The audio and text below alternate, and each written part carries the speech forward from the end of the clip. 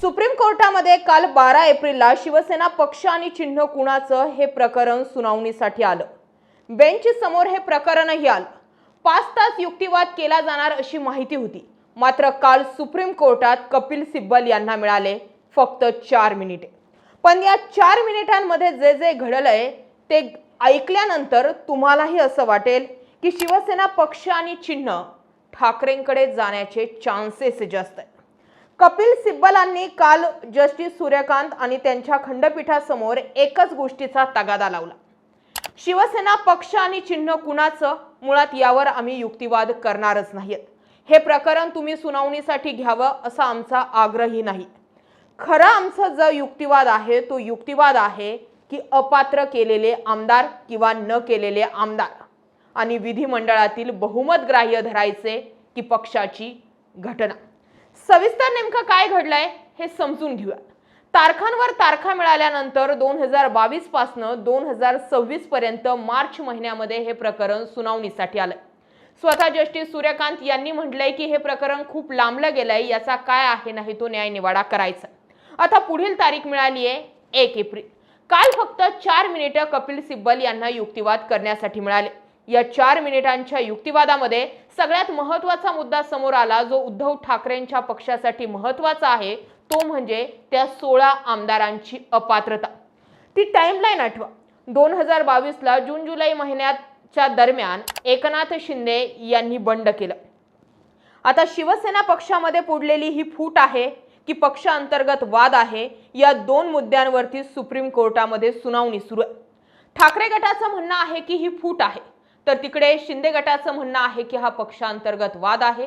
जर हा पक्षांतर्गत वाद आहे तर मग राहुल नार्वेकर हे ठाकरेंचेही आमदार अपात्र करेना आणि शिंदेंचेही आमदार अपात्र करेना, हे कसं? जर हा पक्षांतर्गत वाद आहे तर मग राहुल नार्वेकर यांनी या पक्षांतर्गत मॅटरमध्ये लक्ष दिलंच का? हे जसं प्रकरण पुन्हा सुप्रीम कोर्टाकडे पक्षांतर्गत वाद आहे असं सांगून का पाठवलं नाही, हा प्रश्न असीम सरोदे यांनी काल उपस्थित केला। 16 आमदार जे सर्वात अगोदर गुवाहाटीला एकनाथ शिंदेसोबत गेले, ज्या स्वतः एकनाथ शिंदे आहेत, या 16 आमदारांची अपात्रता हा सगळ्यात मुख्य मुद्दा आहे। कारण हे 16 आमदार अगोदर फुटले, एक पूर्णचा पूर्ण गट बाहेर पडलेला नव्हता। सुनील प्रभू म्हणून व्हीप अगोदरच लागू करण्यात आलेला होता। मग प्रतोद असणारे सुनील प्रभू यांचा व्हीप मान्य न करता पक्षाविरोधी भूमिका घेतल्यामुळे एकनाथ शिंदे आणि त्यांच्या समवेतच्या आमदारांना अपात्र करा या मुद्द्यासाठी तगादा सुरुवातीला सुप्रीम कोर्टात लावला। प्रकरण पात्रता अपात्रता संदर्भातील जे आहे ते पुन्हा विधानसभेचे अध्यक्ष राहुल नार्वेकर यांच्याकडे आले। राहुल नार्वेकर यांनी ठाकरेंचे 14 आमदार अपात्र ठरवले नाही आणि शिंदेंचेही ते 16 आमदार अपात्र ठरवले नाही। याचा अर्थ दोन्ही पक्ष व्हॅलिड आहेत। मग दोन्ही पक्ष जर व्हॅलिड आहेत तर मग ठाकरेंची जी शिवसेना म्हटली जाते किंवा शिवसेना हा जो पक्ष आहे हा शिंदेंचा की ठाकरेंचा, आणि जर तो पक्ष कुणा एकाचाच आहे तर मग दोघांचेही आमदार पात्र कसे, या मुद्द्यावरती कपिल सिब्बल यांनी काल सुप्रीम कोर्टामध्ये आवाज उठवला। दुसरा मुद्दा, सरन्यायाधीश असताना धनंजय चंद्रचूड यांनी एक मुद्दा लावून धरला होता, विधिमंडळाच्या संख्याबळाच्या आधारावर पक्षावरती दावा करता येत नाही, पक्ष आणि चिन्ह आपलं आहे असं म्हणता येत नाही, आणि हे धनंजय चंद्रचूड आणि त्यांच्या खंडपीठाने त्यावेळी निरीक्षण नोंदवलं होतं। जर मग विधिमंडळाच्या बहुमताच्या आधारावर पक्ष आणि चिन्ह कुणाला देता येत नाही तर मग निवडणूक आयोगाने एकनाथ शिंदे यांना कोणत्या मुद्द्याच्या आधारांवरती धनुष्यबाण हे चिन्ह आणि शिवसेना हा पक्ष दिला?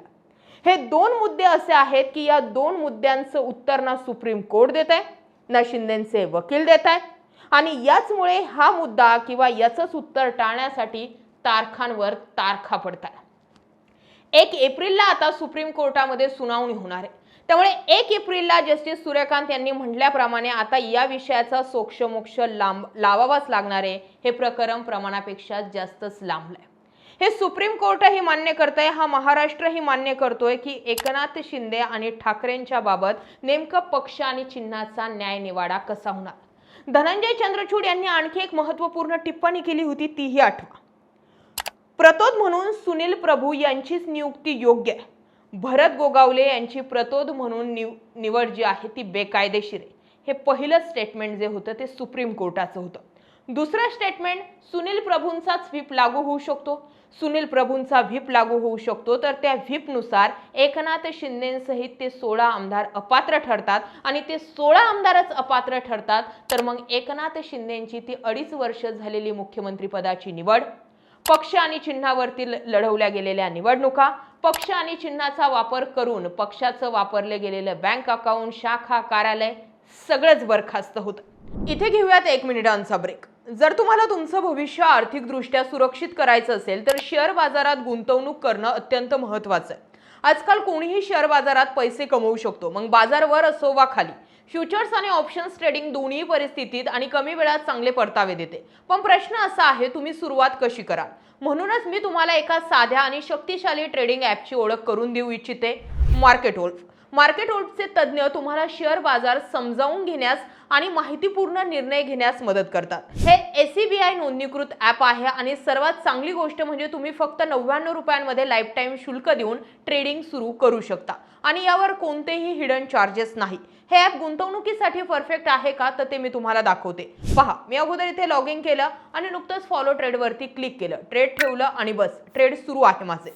हे फॉलो ट्रेड वैशिष्ट्य तुम्हाला रिअल टाइम मध्ये लोक कोणत्या ट्रेड मध्ये नफा कमवतात ते दाखवतं आणि तुम्ही एका टॅप मध्ये हे फायदेशीर ट्रेड करू शकता। तुम्ही येथे खूप कमी गुंतवणुकीच्या रकमेसह व्यापार सुरू करू शकता आणि ज्यांना मोठ्या नुकसानाची भीती आहे त्यांच्यासाठी देखील एक उपाय आहे, इनबिल्ट स्टॉप लॉस हे वैशिष्ट्य। हे वैशिष्ट्य म्हणजे तोटा एका विशिष्ट पातळीपर्यंत पोहोचताच तुम्हाला जास्त नुकसान होण्यापासून रोखण्यासाठी ते आपोआप व्यापार थांबवतं। पहा, नफा ट्रेंडनुसार चालत होता म्हणून मी स्टॉप ट्रेंडवरती क्लिक केलं आणि लगेचच 1971 रुपयांचा नफा बुक केला। तुम्ही येथे सोने, चांदी, कच्चे तेल किंवा नॅचरल गॅस सारख्या सर्व वस्तूंच्या इतक्या सहजतेने ट्रेड या ठिकाणी करू शकता, सकाळी 9 ते रात्री 12 वाजेपर्यंत। मार्केट वोल्फ ॲप तुम्हाला संपूर्ण व्यापार करण्यास मदत करतं। त्यांच्याकडे SEBI नोंदणीकृत विश्लेषकांची एक समर्पित टीम आहे जी तुम्हाला दररोज फ्री ट्रेड आयडियाज देते। पहा, त्यांच्या युजर्सने एका दिवसात 15,239, महिन्यात 70,468 आणि गेल्या संपूर्ण वर्षात 5,03,940 चा नफा बुक केला आणि मार्केट वोल्फ या नफ्यावर कोणतंही कमिशन घेत नाही। मार्केट वोल्फ ॲपचे 20 लाखांहून अधिक डाउनलोड झालेले आहेत आणि लोक त्याचा वापर करून त्यांचा आर्थिक भविष्य सुद्धा सुरक्षित करताना दिसून येत आहेत। लिंक मी खाली डिस्क्रिप्शन मध्ये कमेंट देखील केलेली आहे, पिन देखील केलेली आहे, जा आणि मार्केट वोल्फ पहा। त्यामुळे या तिन्ही घटना जर एकत्र केल्या तर जसं मी म्हटलं त्यावेळीचे राज्यपाल भगतसिंग कोश्यारी, विधानसभा अध्यक्ष राहुल नार्वेकर आणि निवडणूक आयोग या सगळ्यांच्या संगनमतानं एकनाथ शिंदेंचं बंड झालेला आहे हा आरोप वारंवार ठाकरे गटाकडून केला गेला होता। त्यामुळे सुप्रीम कोर्टाला कोणताही एक निर्णय खारिज करताना किंवा एक निर्णय चुकीचा आहे हे सांगताना राज्यपाल, निवडणूक आयोग आणि विधानसभा अध्यक्ष यांच्यावरही काही ना काही निर्णय घ्यावा लागणार आहे। पण सुप्रीम कोर्टाच्या अधिकार क्षेत्रामध्ये त्या गोष्टी येतात का? निवडणूक आयोगाच्या निर्णयामध्ये सुप्रीम कोर्ट हस्तक्षेप करेल का? विधानसभा अध्यक्षांच्या अधिकारांमध्ये सुप्रीम कोर्ट हस्तक्षेप करेल का? आणि जर हस्तक्षेप सुप्रीम कोर्ट करू शकत नसेल तर मग उद्धव ठाकरेंना न्याय कसा मिळेल? त्यामुळे सध्याच्या घडीला सुप्रीम कोर्ट असो किंवा दोन्ही ठाकरे म्हणजे एक ठाकरे आणि एक शिंदे दोघांच्याही वकिलांच्या हातामध्ये युक्तिवाद करणे। आता मी जसं म्हटलं की या निर्णयामध्ये 2 मतं समोर येतात। एक तर शिवसेना ओरिजिनल ज्यांचे आहेत त्यांना द्या, नाहीतर दुसरं शिवसेना हा पक्ष आणि धनुष्यबाण हे चिन्ह दोन्हीही गोठवून टाका। शिंदे आणि ठाकरे दोघांनाही आपापलं भवितव्य आपापल्या परीने आजमावू दे। हे असं झालेलं आहे की भगवान के घर देर है पर अंधेर नाही या तत्वावरती ठाकरे 2.5 ते 3 वर्षांपासून सुप्रीम कोर्टाकडे आस लावून बघतात। या 3 वर्षांमध्ये ठाकरेंनी महाराष्ट्राच्या मनात सुद्धा स्वतःविषयी सहानुभूती आणि सुप्रीम कोर्टाकडे बघण्याची आशा ही महाराष्ट्रातील लोकांपर्यंत पोहोचवली। आमच्यावरती अन्याय मुख्यमंत्री करू शकतात, सत्ता करू शकते, ताकद करू शकते, अदृश्य शक्ती करू शकते, पण सुप्रीम कोर्ट जे लोकशाहीचं सर्वात मोठं केंद्र आहे त्या सुप्रीम कोर्टातून आम्हाला न्याय मिळेल अशी माहिती किंवा हा मेसेज महाराष्ट्रातील तळागाळांपर्यंत पोहोचवला। त्यामुळे भूतो ना भविष्यती अशा पद्धतीची बंडखोरी, अशा पद्धतीची फूट किंवा अशा पद्धतीने पक्षांवरती ताबा या गोष्टी होऊ द्यायच्या नसतील किंवा मग सुरूच ठेवायच्या असतील तर सुप्रीम कोर्टाचा हा निर्णय महत्त्वाचा असणार आहे। जसं मी म्हटलं की एकनाथ शिंदेंच्या वकील जे आहेत ते सुप्रीम कोर्टात ही फूट नाहीच आहे या गोष्टीवर दावा करतायत, तर ठाकरेंचे वकील कपिल सिब्बल ही फूट नाही, हा जर पक्षांतर्गत वाद आहे, तर मग विधानसभा अध्यक्ष, निवडणूक आयोग, राज्यपाल यांनी यामध्ये पक्षांतर्गत वाद असतानाही हस्तक्षेप का केला? जोपर्यंत या सगळ्या डॉटची टाइमलाईन जोडली जाणार नाही तोपर्यंत उत्तर मिळणार नाही. आणि म्हणून मी म्हणते की कपिल सिब्बलांचे कालच्या सुनावणीतील ते 4 मिनिटही पुरेसे, कारण स्वतः सरन्यायाधीश असणाऱ्या धनंजय चंद्रचूड हे जर सांगतात की विधिमंडळाच्या संख्याबळाच्या आधारावर एखाद्या पक्षावरती दावा करता येणार नाही, जर हे धनंजय चंद्रचूड यांचं स्टेटमेंट जर खरं मानायचं, तर मग शिंदेंकडे असलेला पक्ष आहेच कसा? विधिमंडळातील बहुमताच्या आधारावर जर निवडणूक आयोग त्यांना पक्ष आणि चिन्ह देत आहे, तर मग धनंजय चंद्रचूड यांनी नोंदवलेलं निरीक्षण याचा अर्थ काय? निवडणूक आयोगापेक्षा सुप्रीम कोर्ट लहान झालंय का? प्रश्न. आणि दुसरा मुद्दा, जर राहुल नार्वेकर यांनी ठाकरेंचे किंवा शिंदेचे दोघांचेही आमदार जर अपात्र ठरवलेच नाही, याचा अर्थ दोघांचेही पक्ष व्हॅलिड आहेत, तर मग ओरिजिनल शिवसेना एकाचीच हा शिक्का निवडणूक आयोग कसा लावू शकतो? राज्यपाल भगतसिंग कोश्यारी एकनाथ शिंदेंना शपथविधीसाठी कसे आमंत्रित करू शकतात? हे प्रश्न. आणि जोपर्यंत या सगळ्या प्रश्नांची उत्तरं मिळत नाहीत तोपर्यंत हा खेळ सुटणार नाही. तुम्हाला काय वाटतं? 1 एप्रिलला जसे जस्टिस सूर्यकांत म्हणतात त्या पद्धतीने एक घाव 2 तुकडे होतील की पुन्हा तारीख पे तारीख? कमेंट करा, मुद्दा शेअर करा आणि तुमचं मत मला कमेंट करायला अजिबात विसरू नका. जाता जाता एक महत्त्वाची आठवण, मार्केटवूल्फ ॲपचे आधीच 20 लाखांहून अधिक डाउनलोड झालेले आहे. मी कमेंटमध्ये लिंक पिन केलेली आहे, फक्त क्लिक करा आणि डाउनलोड करा.